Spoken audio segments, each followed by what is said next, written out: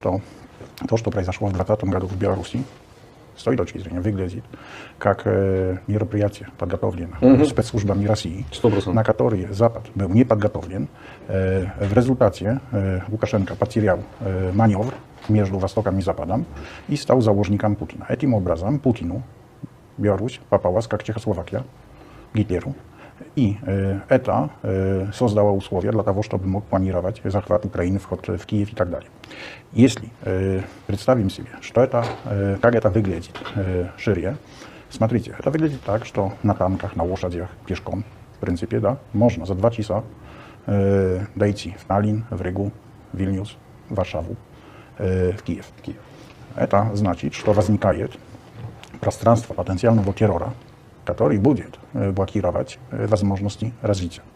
Это значит, что мы находимся